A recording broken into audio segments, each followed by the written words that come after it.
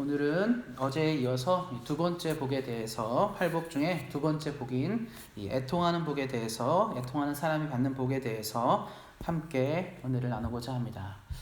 아마 사람이기 때문에 우리는 이 땅을 살면서 한 번 이상, 한 번이 뭐겠습니까? 수십 번, 수만 번, 여러 번 이상의 이 슬픔을 경험한 적이 있을 것입니다.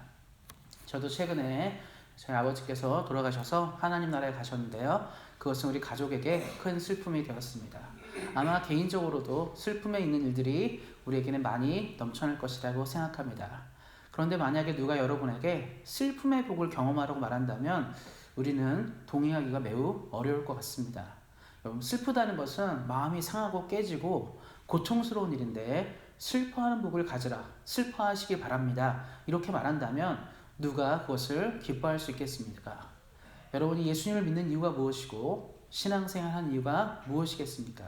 하나님으로부터 위로를 얻고 마음의 평안을 얻으며 늘 기뻐하며 살고 싶을 텐데 슬퍼한다는 복을 준다는 것은 우리가 상상하기도 싫은 일이라고 생각하게 됩니다.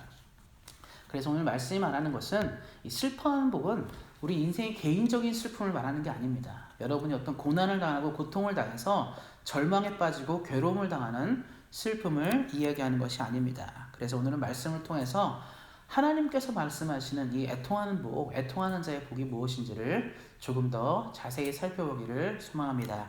말씀해 보시면 이렇게 시작하고 있습니다. 애통하는 자는 복이 있나니 그들이 위로를 받을 것이며. 성경을 사실 쭉 살펴보면 수많은 심판들이 존재하였습니다. 창세기부터 구약 성경 곳곳에 또 마지막 날에는 이 요한계시록에 나와 있죠. 최후의 심판에 대해서 이야기하고 있기 때문에 우리는 심판에 대해서, 죄에 대한 심판에 대해서 성경이 말하고 있는 것을 알고 있게 됩니다. 그래서 창세기에 보면 이 노아의 홍수가 있었고요. 또 소돔과 고모라의 사건이 있었고, 나중에 이 출애굽기를 지나서 보게 되면 가나안 이 백성들, 가나안 족속들의 심판을 받는 가나안 족속들이 하나님의 군대로부터 멸망을 당한 사건들, 또 조금 더 뒤를 보면 열왕기라든가 역대기를 보다 보면 이스라엘 민족이 범죄함으로 멸망하게 되는 일들이 성경에 나와 있습니다. 이들의 심판에 대해서 얘기하고 있죠. 그들이 범죄하고 악하여져서 어떤 큰 심판을 받았다는 것을 우리는 성경을 통해서 볼 수 있게 됩니다. 이 문제가 시간이 지나면서 나아지지 않고요. 계속적으로 있기 때문에 어쩌면 신약 성경 말미에도 최후의 심판을 얘기하는 것 같습니다. 인간은 어쩌면 문명이 시작할 때부터 지금까지 해결하지 못한 한 가지가 있다면 이 죄의 문제라고 생각하게 됩니다. 사실 인류 역사는 근 100년 안에 놀라운 업적들을 이루었습니다. 100년 전까지만 해도요. 그 전까지 수천 년 전부터 수백 년 전, 100년 전까지만 해도 인간이 주로 이동하던 운송수단은 말이었습니다. 그래서 여러분 사극 좋아하시죠? 드라마 보시면 조선시대도 말 타고 다니고 고려시대도 말 타고 다니고 삼국시대도 말 타고 다닙니다. 서양 사람들 역사도 마찬가지죠. 고대 로마 시대도 말 타고 다니고 중세시대도 말 타고 다니고 근대에 이르러서도 계속 말을 타고 다녔어요. 그런데 최근 100년 안에 인류는 문명의 대단한 발전을 이루게 됩니다. 여러분 도로에서 말 타고 다니는 사람 본 적 없으시죠? 말 안 타요. 이미 인간은 자동차를 발명하고 기차를 발명하면서 운송수단의 혁명을 이루었습니다. 영국에서 시작된 산업혁명으로 인류는 급격한 발전을 이루었고 근 100년 안에 그동안 인류가 수천 년 동안 이루지 못한 새로운 변화를 이루게 되었습니다. 그런데 한 가지 문제는 근 인류가 예전부터 고통했던 죄의 문제는 전혀 달라지지 않았다는 사실입니다. 여러분이 뉴스를 보시면서 사랑하는 성도 여러분께서 집에서 뉴스라든가 신문을 보시면서 느끼는 감정이 한 가지가 있을 거라 생각합니다. 예전에는 이런 문제로 죄를 짓진 않았었는데 예전에는 이런 일들로 사람을 죽이거나 다치게 하는 일이 없었는데 요즘에는 이상하게 심심치 않게 예전에는 있을 수 없는 일들이 종종 일어나기도 합니다. 최근 한국에 흉악한 범죄들이 많이 일어났었는데요. 그 중에 하나가 이제 어떤 사람이 모텔에 투숙했다가 모텔 직원에게 죽임을 당해서 토막 시체가 이제 강에서 발견되는 일이 있었습니다. 근데 그 죽인 이유가 뭐냐면 그 사람이 투숙객이 자기를 무시했다는 거예요. 자기가 키가 작고 볼품이 없으니까 자기를 인격적으로 무시하고 욕했기 때문에 살려둘 수 없었다고 얘기하고 있습니다. 여러분, 욕을 먹었다고 해서 사람을 그렇게 처참하게 죽인다는 것은 사실 예전에는 상상하기도 힘든 일이었죠. 예전에는 사실 이런 뉴스는 어쩌다가 한 번 나오는 뉴스였는데 지금은 얼마나 많이 나오고 있습니까? 한국 사회를 떠들썩하게 했던 고유정 사건 아시죠? 남편을 죽이고 제주도에서 뭐 이렇게 시체를 처리했던 내용들, 이런 걸 보시면 끔찍한 문제들이 너무나 쉽게 일어나게 됩니다. 점점 죄의 문제와 악의 문제가 나쁜 쪽으로 치닫게 되는 것이죠. 예전에는 그러지 않았는데요, 점점 그렇습니다. 제가 또 여기 캐나다 와서 또 듣는 얘기가, 여기 오래전에 오신 분들은 그러더라고요. 80년대, 70년대, 90년대 이쯤에 왔을 때는 여러분이 뭐 차에 파킹을 하고 몰 같은 데 차를 파킹하고 잠그지 않고 가도 물건이 그대로 있었다. 그리고 도로에서도 운전할 때도 험악한 종들이 많지 않았다. 이런 얘기를 종종 들었습니다. 근데 여러분, 지금은 물건을 집에 있는 주차장에 두어도 훔쳐가는 일들이 비일비재합니다. 사람들이 점점 악해지는 것이죠. 문명은 발전하고 삶은 더 편리해지고 더 좋아진 것 같은데 이상하게도 죄의 문제는 전혀 해결되지 않고 있습니다. 그런데 더 심각한 문제는 어느 누구도 이런 죄의 문제에 대해서 내 자신의 문제, 우리의 문제라고 생각하지 않고 오직 하는 얘기 무엇이죠? 남 탓이에요. 저 사람 때문에, 저들 때문에 이런 일이 생겼다라고 얘기하고 있습니다. 죄는 증가하는데 죄의 책임을 지는 사람들이 점점 사라지고 있게 됩니다. 그럴 때 우리처럼 예수를 믿는 사람은 어떻게 살아야 될까요? 이것이 가장 큰 문제가 됩니다. 구약시대의 선지자들과 예수님은 시대의 죄악에 대해서, 시대의 눈물과 죄악에 대해서 외면하지 않았습니다. 여러분, 우리 성경을 읽으시죠. 사랑하는 여러분, 늘 성경을 읽으시고 사랑하는 성도님들 말씀을 읽으시면서 이 구약 성경의 선지자들의 이야기를 보셨을 것입니다. 훌륭한 선지자들이 많이 나옵니다. 사무엘, 이사야, 예레미야, 이런 훌륭한 선지자들이 나오는데요. 어떻습니까? 그들이 우상 숭배를 한 적이 없어요. 그들이 우상을 섬기고 우상에게 절하지 않았음에도 불구하고 민족의 죄악을, 이 우상을 섬기던 사람들의 죄악을 본인의 죄악으로 생각하고 눈물로 기도하였습니다. 하나님, 용서해 주십시오. 하나님, 우리들이 이런 죄를 지었으니까 용서해 달라고 기도하였습니다. 성경에 나오는 다니엘 선지자는 가장 훌륭한 선지자 중에 한 명이고요, 흠이 없는 선지자 중에 한 명이었습니다. 그런데 그가 하나님 말씀을 펴내고 기도했어요. 내가 죄를 지어서, 우리가 죄를 지어서 바벨론까지 끌려왔으니 주여 불쌍히 여기시고 우리를 회복해 달라고 기도하였습니다. 예수님은 어땠습니까? 예수님은 죄를 지은 적이 없으십니다. 예수님 완벽한 하나님이시고 완벽한 하나님의 아들이셨습니다. 그럼에도 불구하고 그들은 우리의 죄를 짊어지시고 이렇게 말씀하셨습니다. 주여, 저들의 죄를 저들에게 돌리지 마옵소서. 내가 이 죄를 담당할 테니 저 사람들의 죄를 저들에게 돌리지 말라고 기도하셨습니다. 무엇을 말해주는 것일까요? 본인이 지은 죄가 아니더라도 시대의 죄를 위해서 울 수 있는 사람이 되셨습니다.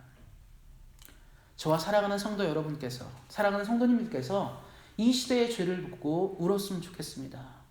흉악한 뉴스가 나온다, 범죄의 뉴스가 나올 때 저 사람 저렇게 살면 되지, 저런 나쁜 사람들이 있나가 아니라 주여, 이것이 우리의 죄악입니다. 우리같이 연약한 사람들이 지을 수밖에 없는 죄는 이러이러한 것들입니다. 여러분, 주변의 사람들의 죄를 보십니까? 여러분, 살다 보면 조금만 죄를 볼 것이에요. 그때마다 아유, 저렇게 살면 안 되지, 저런 나쁜 사람을 받나가 아니라 주여, 이 죄악이 나의 죄악과 같습니다. 우리 공동체의 죄악과 같습니다. 여러분, 이런 마음들이 필요합니다. 이것이 바로 애통하는 마음이에요. 애통하는 것은 개인의 죄를 슬퍼하고 시대의 죄를 슬퍼하는 마음입니다. 구약성경 에스겔에서 22장 30절에 이런 말이 있어요. 하나님께서 성을 두루다니면서 성에 무너진 데를 막아서서 이 땅을 멸하지 않기를 위해서 막아서서 기도할 사람을 찾지 못하여서 하나님께서 그 성을 멸하신다는 말이 나와 있습니다. 다른 말로 하면 그 땅의 죄악을 품고 기도하여 주님 살려주십시오, 하나님 도와주십시오, 우리를 지켜주십시오 라고 말했던 그 기도가 없어서 성이 멸망한다라고 얘기하고 있습니다. 하나님 지금 이 시대에 그런 사람을 찾고 계신 것이죠. 여러분이 서 있는 이 캐나다 땅에, 여러분이 생각하는 사랑하는 조국 대한민국에 하나님의 도움이 필요합니다. 하나님 도와주십시오. 이 땅의 죄악을 막아서서 제가 기도하겠습니다만은 애통하는 마음이 없습니다. 사람은 점점 비판은 거세지고 비판은 칼같이 강합니다. 상대를 찌르는 것은 굉장히 강하지만 상대의 아픔을 내 아픔이라 품고 상대의 죄악을 내 죄악이라 품고 기도하는 기도는 언제부터인지 점점 사라지게 됩니다. 이러한 중보자가 사라지는 시대, 노아의 홍수의 시대였고 소돔과 고모라의 시대였고, 그리고 마지막에 최후의 심판 때 그런 일이 있을 것입니다. 여러분, 하나님은 한 사람을 찾으십니다. 애통하는 사람, 시대의 죄악을 찾아 애통하고 눈물을 흘릴 수 있는 사람을 찾으십니다. 사랑하는 성도님들이 이 시대에 진정으로 애통하는 사람이 되시기를 소망합니다. 시대의 죄악을 위해, 친구들의, 우리 이웃의 죄를 위해 기도하면서 중보하는 귀한 중보자로 거듭나시기를 다시 한번 예수님의 이름으로 축원드립니다. 성경은 이 애통하는 자가 받는 복을 또 이야기하고 있습니다. 말씀에는 애통하는 자는 복이 있나니 그들이 위로를 얻을 것이며 라고 얘기하고 있습니다. 애통하는 자에게 약속되는 하나님의 복은 위로입니다. 저는 그래서 이 성경의 또 한 명의 인물을 여러분에게 소개하고 싶습니다. 창세기에 나오는 이 노아를 소개하고 싶습니다. 노아의 이름의 뜻은 위로라는 뜻입니다. 노아의 아버지 라멕이 아들을 낳고 이름을 노아라 지었습니다. 시대가 너무 죄악으로 치닫고 악으로 치닫기 때문에 라멕은 아들을 낳으면서 위로를 얻기 원한다는 마음으로 노아라 이름하였습니다. 노아는 그 이름의 뜻대로 시대의 중보자가 되었습니다. 시대의 죄악에 눈물을 흘리는 사람이 되었고 하나님께 기도하는 사람이 되었습니다. 하나님은 노아를 통해 하나님의 위로를 보여주셨고 은혜를 보여주셨습니다. 우리 모두가 잘 아는 것처럼 노아는 홍수의 시기를 이겨내고 살아남아서 지금 우리들의 인류의 조상으로 남게 되었습니다. 그는 하나님의 위로를 경험하게 되었습니다. 지금 우리가 받는 위로는 무엇일까요? 바로 천국의 위로를 얘기하게 됩니다. 하나님의 위로는 이 땅의 위로가 아니라 천국의 위로입니다.